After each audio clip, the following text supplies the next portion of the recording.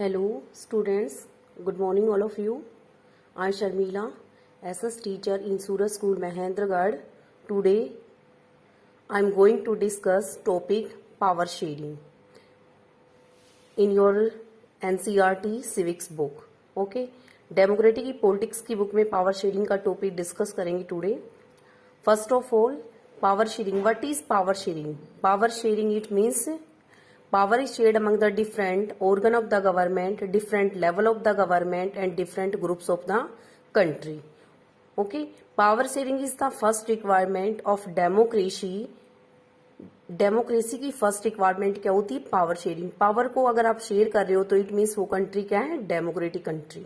Okay, जैसे कि इसमें हम एग्जांपल देते हैं Belgium. Belgium is a small country in Europe. Belgium small country in Europe. Belgium की जो पॉपुलेशन थी वो पर्टिकुलरली 3 पार्ट्स में डिवाइड थी. Okay, first of all 59% people speak Dutch and 59% people speak Dutch language and 40% people speak the French language and 1% people speak the German language.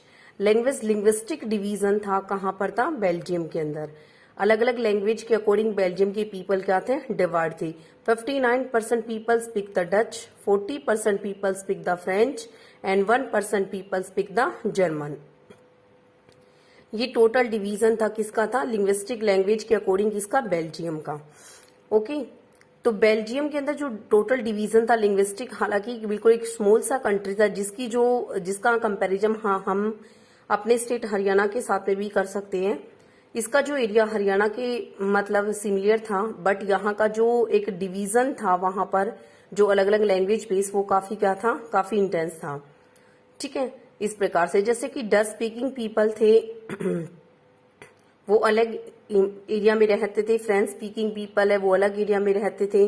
ठीक है ना. और इसी प्रकार से जर्मन स्पीकिंग पीपल थे वो अलग अलग पर्टिकुलर एरिया में क्या थे? मतलब लिविंग कर रहे थे अलग अलग एरिया के अंदर. उसके बाद में अगर हम इसकी कैपिटल सिटी का एग्जांपल लेते हैं, बेल्जियम की capital city it means Brussels. Brussels Belgium की कैपिटल सिटी.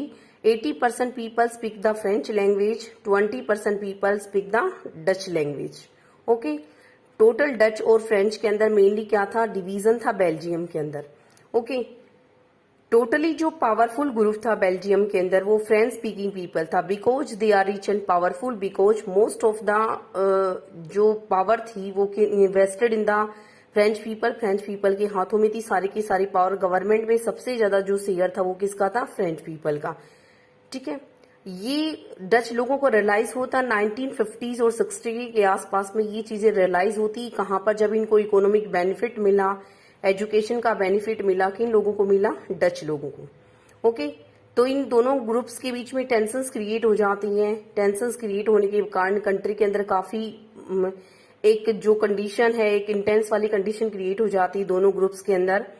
तो जो बेल्जियम के लीडर थे क्या उन्होंने पावर को शेयर किया? पावर को अलग अलग ग्रुप में शेयर किया? नहीं किया, क्योंकि उनके पास पावर शेयरिंग एक ऑप्शन था. बिकॉज अगर वो पावर को शेयर नहीं करते तो कंट्री 2 पर्टिकुलर हिस्सों में क्या हो जाएगा? डिवाइड हो जाएगा.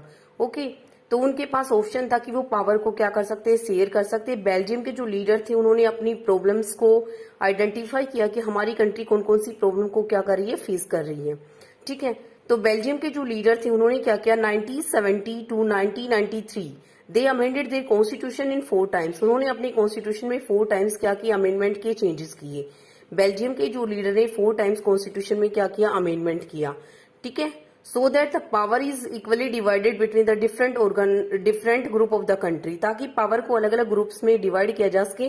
कोई भी अपने आप को यहाँ पर अलग से फील ना करे. ठीक है ना. तो पावर को डिवाइड करने के लिए बेल्जियम के जो लीडर थे उन्होंने ना क्या किया? 1970 to 1993 they amended their constitution in 4 times. 4 times उन्होंने अपने कॉन्स्टिट्यूशन में क्या किया? चेंज किया. अब हम पढ़ेंगे फर्स्ट चेंज क्या था. फर्स्ट चेंज क्या था उनके द्वारा कि there shall be central government in the country. Country में एक सेंट्रल गवर्नमेंट होगी एंड इसमें दोनों के मिनिस्टर्स क्या होंगे? इक्वल होंगे. जैसे कि सपोज करो 20 मिनिस्टर किसके? डच के, तो 20 मिनिस्टर ही किसके होंगे? फ्रेंच के होंगे. सभी के बीच में पावर को क्या किया गया? डिवाइड किया गया. जितना हिस्सा जर्मन का था उतना उसके अकॉर्डिंग को शेयर दिया गया. सेकेंडली क्या था and there will be also state government. Centre के अलावा सेंटर अपनी कुछ पावर डिस्ट्रीब्यूट करेगा, किसको देगा, अपनी पावर नीचे डिवाइड करेगा, डिसेंट्रलाइज करेगा पावर को, और किसको देगा, वो अपनी कुछ पावर किसको देगा, स्टेट गवर्नमेंट को। ठीक है ना। हालांकि पहले भी बेल्जियम में क्या थी, स्टेट गवर्नमेंट थी, लेकिन पहले बेल्जियम की स्टेट गवर्नमेंट के पास अपनी अथॉरिटी नहीं होती थी। ठीक है ना। State government works under the centre, वो सेंटर के अंडर में ही काम करती थी। बट अब की बार अलग से सेपरेट स्टेट गवर्नमेंट बनाएगी, जिसको अपनी अलग से क्या दी गई, बेल्जियम में अथॉरिटी दी गई। ये सारे चेंजेस कहां पर किए जा रहे हैं, बेल्जियम के अंदर। और उसका नेक्स्ट थर्ड आता है देर सेल बी कम्युनिटी गवर्नमेंट। सबसे इंपॉर्टेंट है, जो सबसे इंपॉर्टेंट आता है इसके बारे में, कि बेल्जियम एक अलग से कम्युनिटी गवर्नमेंट बनाएगी, जो कौन से लेवल पर काम करेगी, लोकल लेवल पर काम करेगी टोटली। जो बेल्जियम जो कंट्री है, उसके लोगों के लैंग्वेज से रिलेटेड, उनकी कल्चर से रिलेटेड क्या बनाएगी, रूल एंड रेगुलेशंस। ओके। तो कम्युनिटी गवर्नमेंट सो स्पेशल, बहुत इंपॉर्टेंट थी कहां पर, बेल्जियम के अंदर, जो अलग अलग उनकी लिंग्विस्टिक लैंग्वेज की प्रॉब्लम को क्या करेगी, शॉर्ट आउट करेगी। ठीक है ना। और नंबर 4 पे क्या था, जो ब्रुसेल्स सिटी था बेल्जियम की, जो ब्रुसेल्स कैपिटल सिटी, वहां पर भी एक अलग से सेपरेट गवर्नमेंट बनाएगी, और उसके अंदर भी दोनों के मिनिस्टर्स क्या बनाए गए, इक्वल शेयर रखा गया दोनों मिनिस्टर का, डच स्पीकिंग का और क्या आएगा, फ्रेंच स्पीकिंग का। ओके। इस प्रकार का डिस्ट्रीब्यूशन कहां पर किया गया, पावर शेयरिंग का बेल्जियम में किया गया। और बेल्जियम के जो लीडर थे, उन्होंने पावर को शेयर करके अपनी कंट्री को एक सिविल वॉर जैसी पर्टिकुलर प्रॉब्लम से क्या कर लिया, उन्होंने अपनी कंट्री को क्या कर लिया, उसको बचा लिया।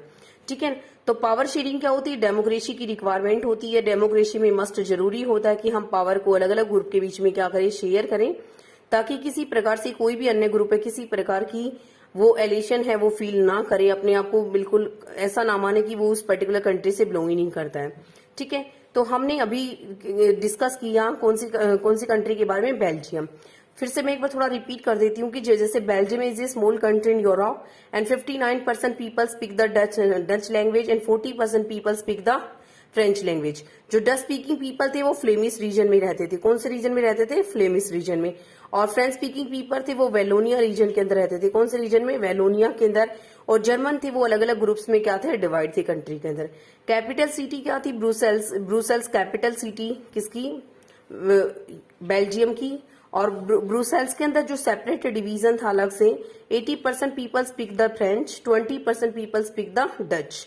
बट दोनों ग्रुप्स के बीच में टेंशंस क्रिएट हो जाती 1950 और 60s के अंदर। ठीक है ना। लीडर ने सारी की सारी प्रॉब्लम्स को सॉर्ट आउट करने के लिए क्या किया, बेल्जियम के लीडर ने अपनी कंट्री को सिविल वॉर से बचाने के लिए उन्होंने क्या किया, 1970 to 1993 they amended their constitution in 4 times. उन्होंने अपने कॉन्स्टिट्यूशन में 4 टाइम्स चेंजेस किए।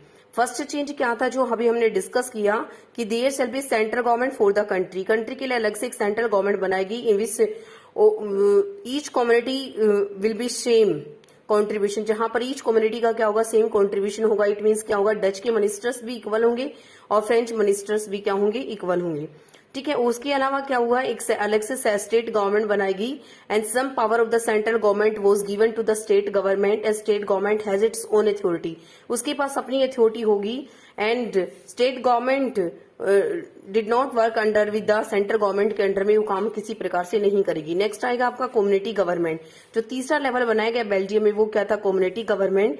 एंड कम्युनिटी गवर्नमेंट जो तीसरा लेवल बनाया गया था, कम्युनिटी गवर्नमेंट का जो थर्ड लेवल बनाया गया था, कहां पर बनाया गया था, बेल्जियम के अंदर। जो उनकी लैंग्वेज से रिलेटेड क्या बनाएगी, रूल एंड रेगुलेशन बनाएगी। और उसके अलावा अगला जो एक पार्ट बनाया गया ब्रुसेल्स के अंदर, एक अलग से सेपरेट गवर्नमेंट बनाएगी इन विच जिसमें दोनों के मिनिस्टर्स क्या होंगे, इक्वल होंगे। इस प्रकार का डिस्ट्रीब्यूशन कहां पर किया गया, पावर को शेयर किया गया, कहां पर किया गया, बेल्जियम के अंदर। इस प्रकार से बेल्जियम ने अपने आप को सिविल वॉर जैसी कंडीशन से क्या कर लिया, अपने आप को बचा लिया।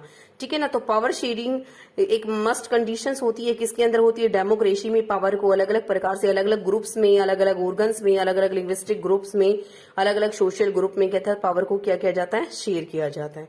ओके। तो आपको ये पार्ट नंबर फर्स्ट है पावर शेयरिंग का। पार्ट नंबर सेकंड आपके पास जल्दी ही आएगा। ठीक है। आई होप आपको सब कुछ क्लियर हो गया होगा। ठीक है। Thanks and have a nice day.